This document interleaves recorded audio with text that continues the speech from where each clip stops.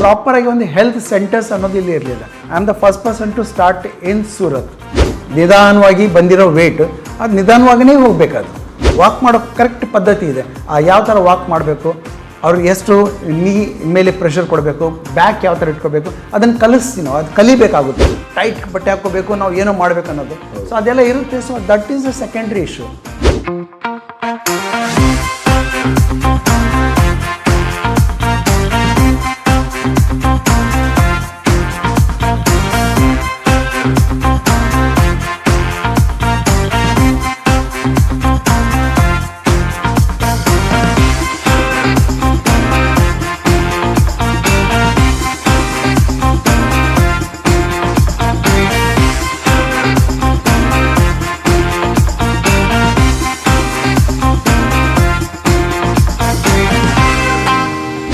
Require A gym for A fitness. ಅದೊಂದು ಬೇರೆ methodology. Beginning ಒಂದು 10 ದಿನ 15 ದಿನ ನಾವು ಏನೂ ಮಾಡಿಸೋದಿಲ್ಲ, ಎಕ್ಸಸೈಸೇ ಇರೋದಿಲ್ಲ ಅವರಿಗೆ. ಅನ್ನ ಆಹಾರ ನೀರು ಇಲ್ಲದೇನೆ 60 ವರ್ಷ ಬದುಕಿದವರು. ಪ್ರೋಟೀನ್ಸು ವೇ ಪ್ರೋಟೀನ್ಸ್ ಇನ್ನೊಂದೆಲ್ಲ ಇದೆಲ್ಲ ಅದನ್ನು ದಯವಿಟ್ಟು ಮುಟ್ಟಕ್ಕೆ ಹೋಗಬೇಡಿ. ಕಿಡ್ನಿನ ನೀವು ಹಾಳು ಮಾಡ್ಕೊಳ್ತೀರ.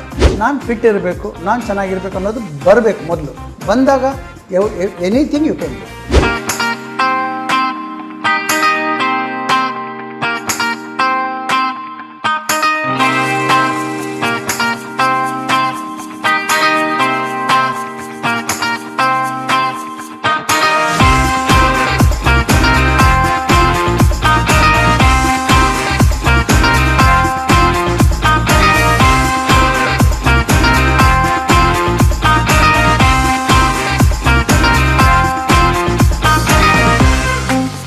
ಗಿನ್ನೆಸ್ ಎಕ್ಸೆಪ್ಟ್ ಮಾಡಿಲ್ಲ. ಯಾಕೆ ಎಕ್ಸೆಪ್ಟ್ ಮಾಡಿಲ್ಲ? This is extremely dangerous stunts. Anybody can die with this. So we want encourage this to do others. ಆ ಥರ ಏನು ಎಕ್ಸ್ಪೆಕ್ಟ್ ಮಾಡಿಬಿಟ್ಟು ನನ್ನ ಬ್ರೈನ್ ಡ್ಯಾಮೇಜ್ ಆಗಿಬಿಟ್ಟು ಸುಮಾರು ಒಂದು 10 ದಿನ ಕೋಮದಲ್ಲಿದ್ದೆ ನಾನು. ನನಗದು ಏನೋ ಒಂದು ಕಲಿಬೇಕಂತಿತ್ತು ಅಲ್ಲಿ. ಓಕೆ, ಅದೊಂದು ಪ್ರಾಪರಾಗಿ ಶಾರ್ಟ್ಸ್. ನಾನು ಬ್ರೂಸ್ಲಿ ಥರನೇ